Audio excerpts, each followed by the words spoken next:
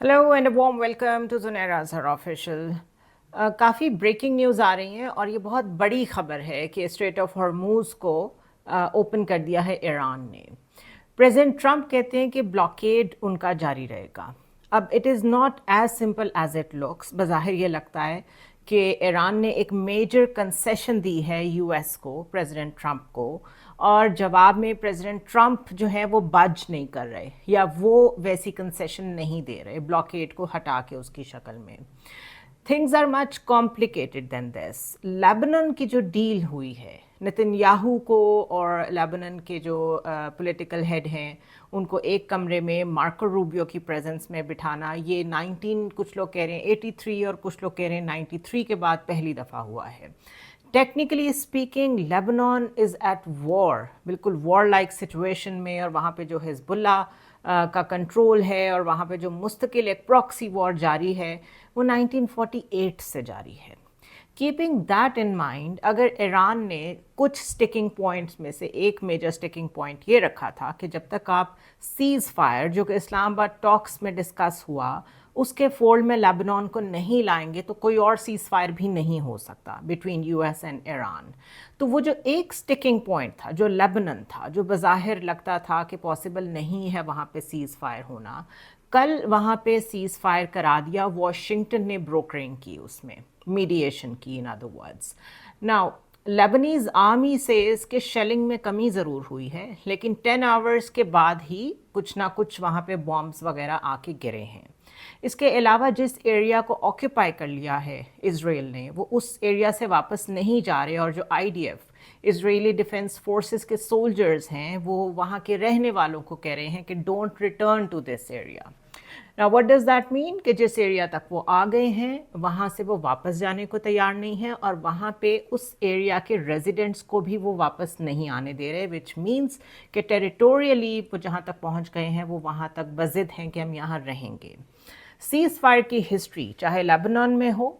चाहे 2024 में भी एक सीज़ फायर हुआ था, गाज़ा में जो सीज़ फायर कई दफ़ा अनाउंस हुआ, उसको लेके हिस्टोरिकल बिहेवियर इजराइल का अच्छा नहीं है, ट्रैक रिकॉर्ड अच्छा नहीं है, उन्होंने कभी सीज़ फायर को फॉलो नहीं किया। बट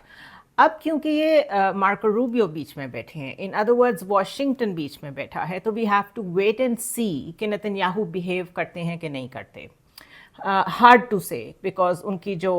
डोमेस्टिक पॉलिटिक्स है वो इससे बहुत बुरी तरह मुतासर होगी। But at the same time जितना बुरी तरह इस 40+ डेज़ की वॉर को इजराइलीज़ ने भी पहली दफ़ा डायरेक्टली फेस किया है, उसमें उनको भी पॉज की ज़रूरत है। Fatigue is a real thing. War fatigue पहली दफ़ा शायद उन्होंने चखी है कि शायद उन तक डायरेक्ट मिसाइल्स भी आ सकते हैं, बंकर्स में लाइफ गुजारना आसान नहीं है। और न्यूयॉर्क टाइम्स में और गार्डियन में ये स्टोरी आ रही है कि बंकर्स से वापस आके सिटीजन्स आर आस्किंग नेतन्याहू के इस वॉर में आपने जो 3 एम्स बताए थे हमें कि आप वो अचीव करेंगे, जिसमें total decimation of Iran nuclear programme और इसके अलावा उनका मिसाइल प्रोग्राम और उसके अलावा आपका जो कब्ज़ा है गाज़ा पे आप उसको लेजिटिमेट करवाएंगे, इन सब में से कुछ भी अचीव नहीं हुआ। सो डोमेस्टिकली भी शायद एक पॉज ज़रूरी है इजराइल में। लेबनान की बात करें तो हिजबुल्ला का जो रुकना है, वहाँ पर रेजिस्टेंस को रोकना, इजराइल को जवाब देना बंद करना, मीन्स के हिजबुल्ला को तेहरान की तरफ से कहा गया है कि होल्ड ऑन, सीज़ फायर अगर ऐलान होता है तो आप भी कंप्लाई करें। यहाँ से रिट इस्टेब्लिश होती है तेहरान की कि ये स्टिकिंग पॉइंट था तेहरान का कि सीज़ फायर के फोल्ड में अगर लेबनान नहीं आएगा तो हम उस सीज़ फायर को एक्सेप्ट नहीं करेंगे। ट्रंप का स्टिकिंग पॉइंट स्ट्रेट ऑफ हॉर्मज़ था सबसे पहले, न्यूक्लियर भी उसके बाद आता है। तो स्ट्रेट ऑफ हॉर्मज़ को खोल के सीज़ फायर लेबनान में जो हुआ है उसके जवाब में ये दोनों तरफ से लेट्स से कि ये कॉन्फिडेंस बिल्डिंग मेजर्स हैं till the real deal is made. So जो रियल डील है उसमें फिर वो सारे कॉम्प्लेक्स मामलात आने हैं, अभी वो डिस्कस हो रहे होंगे, हो सकता है डिसाइड हो गए हों, लेकिन वो कहाँ बैठ के साइन होनी है this is yet to be seen. Most probably पूरी दुनिया जो रिपोर्ट कर रही है वो यही कर रही है कि वो इस्लामाबाद में ही साइन होगी। प्रेसिडेंट ट्रंप ने खुद कहा है कि he might himself come to Islamabad.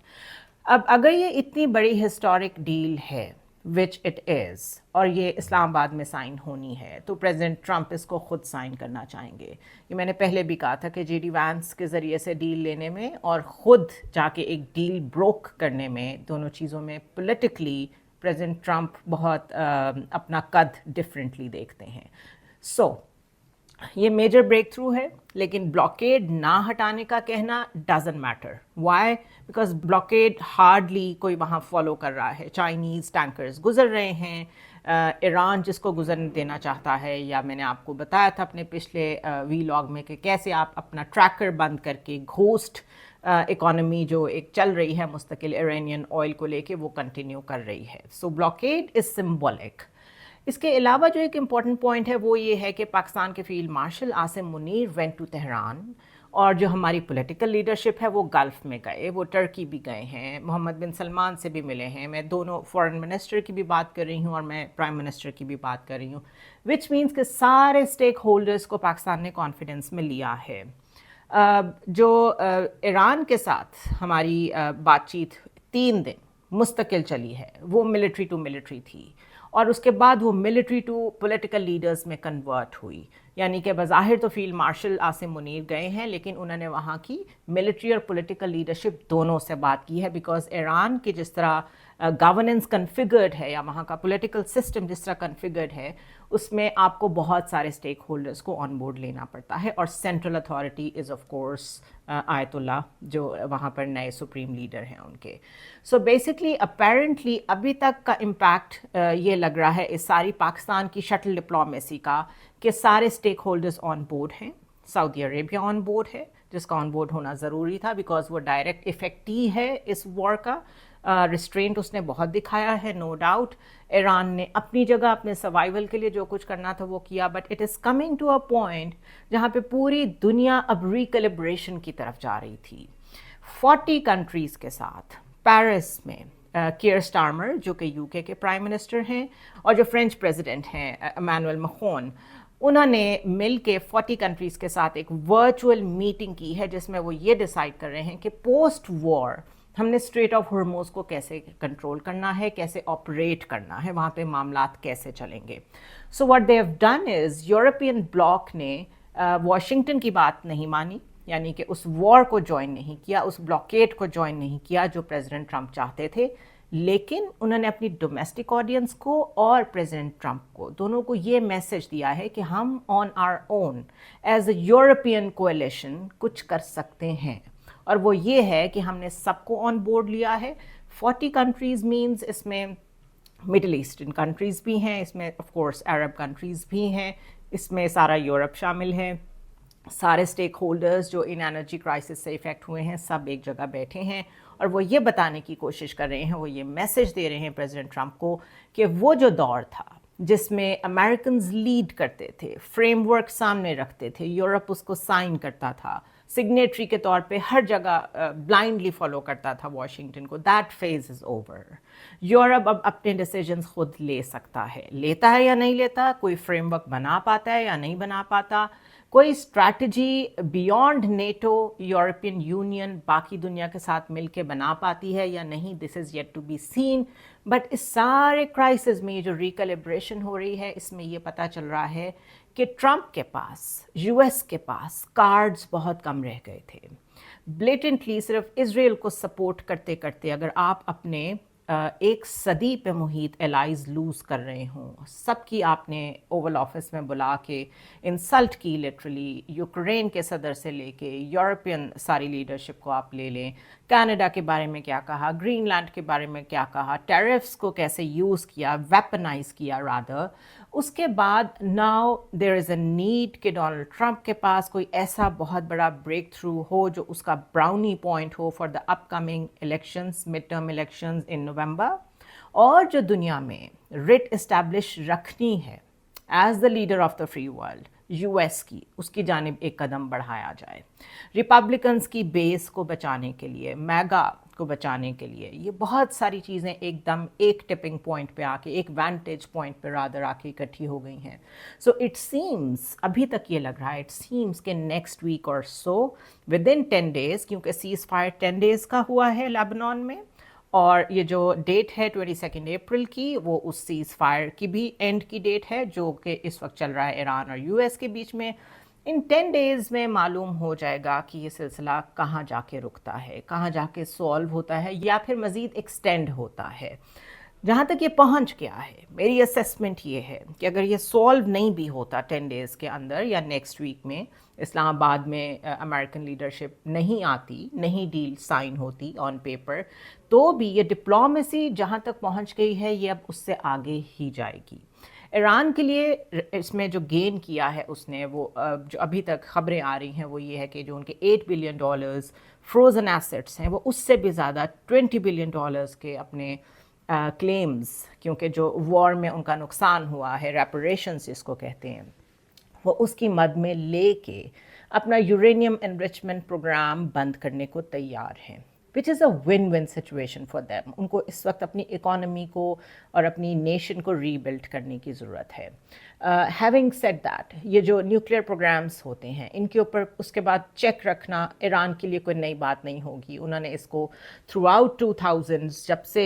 یہ سارا معاملہ ایران کے خلاف شروع ہوا ہے وہ اس کو برداشت کر ہی رہے تھے, مانیٹرنگ کروا ہی رہے تھے انٹرنیشنل اٹامک انرجی کمیشن سے, تو اس لیے ان کے لیے کوئی نئی ایکسرسائز نہیں ہوگی. ہاں, ان کو کچھ پیسے مل جائیں, وہ گلوبل اکنامک فولڈ میں واپس آئیں, اپنا تیل اسی قیمت پہ بیچ سکیں جس پہ باقی دنیا بیچتی ہے, اور اس کے علاوہ اس کے جواب میں اگر لیبنان میں ان کو امن ملتا ہے, یہ ان کے لیے بہت بڑی اچیومنٹ ہے. So win win for Iran back home, they can show their people کہ انہوں نے نہ صرف وار سروائیو کی ہے بلکہ جو نقصان ہوا ہے اس کو بھی وہ کمپلیٹلی تو نہیں, جو نقصان ہو گیا وہ ہو گیا, جو ان کی لیڈرشپ ماری گئی, جو ان کے سٹیزنز مارے گئے وہ تو واپس نہیں آ سکتے, بٹ جنگ میں ایسے ہی ہوتا ہے. تو جس حد تک ہسٹری میں ریپریشنز کی بات اگر دیکھی جائے, ٹریک دیکھا جائے, تو بہت کم ہو پاتا ہے کہ کوئی ملک آپ کو ریپریشنز دے, بیکاز ڈیمیجز کو پے کرنا از اے کنفیشن ان اٹ سیلف کہ آپ نے ایک جنگ کی, آپ نے سولین انفراسٹرکچر تباہ کیا, اور اگر وہ یہی لکھ پائیں ہسٹری میں ایرانینز تو یہ ان کے لیے بہت بڑی اچیومنٹ ہے. ڈونلڈ ٹرمپ, ریپبلکنز, ان کے سروائیول کا مسئلہ ہے, یو ایس کی اپنی نیشنل سیکیورٹی کا مسئلہ ہے کہ انہوں نے کب تک اس وار کو فرنٹ پہ آ کے لڑنا ہے اسرائیل کے لیے. Back in the Israel, this is going to continue like this. اس ساری گیم میں جو اسپوائلر ہے وہ اسرائیل ہی رہے گا, میک اور بریک کا رول وہی پلے کرے گا. دس از ڈیبیٹیبل کہ یو ایس اس پوزیشن میں ہے کہ وہ نتنیاہو کو کنٹرول کر سکے, یا نتنیاہو اس پوزیشن میں ہے کہ وہ امریکن سے اپنی بات منوا سکے, because it goes both ways. So یہ جو انسٹنٹ انالیسس تھا میرے ذہن میں آیا جب یہ خبر آئی ہے کہ اسٹریٹ آف ہرموز اوپن کر دیا ہے ایران نے, تو this is what the actual picture is. اگر یہ سب ہو جاتا ہے تو پاکستان کے لیے اٹس اے گیم چینجر. اس طرح کی ڈیلز کروانا, اور اس ڈیل میں آپ ڈپلومیسی میں کیا کیا چیزیں کہاں کہاں اگری کرتے ہیں, کئی دفعہ وہ ہمارے سامنے فوراً نہیں آتی, بٹ دا ویری فیکٹ کہ ہماری لیڈرشپ نے کولیپس نہیں ہونے دی. پچھلی ٹاکس جو اسلام آباد میں ہوئی تھی ان کی کنٹینیوٹی جاری ہے, اور ہم اس میں جہاں تک جا سکتے ہیں, کہتے ہیں ایکسٹرا مائل, ہم وہ بھی جا رہے ہیں. This is also going to be recorded in history, اور آئی وش اینڈ آئی پرے کہ پاکستان اس سے اکنامکلی, اسٹریٹیجکلی, ہر لحاظ سے فائدہ اٹھا سکے. ایران میں امن ہوتا ہے تو بلوچستان میں امن ہوگا, ہمارا ایک بارڈر سیکیور ہوگا, ریجن سٹیبل ہوگا, اکنامک انگیجمنٹ بڑھ سکے گی. اسپوائلرز جو ہیں اس ریجن میں بھی افغانستان کی شکل میں, ٹی ٹی پی کی شکل میں, انڈیا کی شکل میں, ان کے ساتھ ڈیل کرنا آسان ہوگا. اور دنیا نے ایک دفعہ یہ ایک ایکسس پوائنٹ دیکھ لیا ہے کہ امن کے لیے کون کھڑا ہوتا ہے اور اگریسر کا رول کون پلے کرتا ہے, چاہے وہ ہمارے ریجن میں ہو چاہے وہ مڈل ایسٹ میں ہو. So fingers crossed, I will come back with a more detailed vlog, because Lebanon کافی کرٹیکل چیپٹر ہے اس میں, اور اسپوائلرز بھی بہت ہیں, اور اس سارے معاملے میں جو پیوٹ پوائنٹس ہیں وہ بھی بہت زیادہ بکھرے میں ہیں اکراس دا گلوب جسے کہنا چاہیے. سو ویل ٹاک اگین, اب تک کے لیے اتنا ہی. سی یو نیکسٹ ٹائم.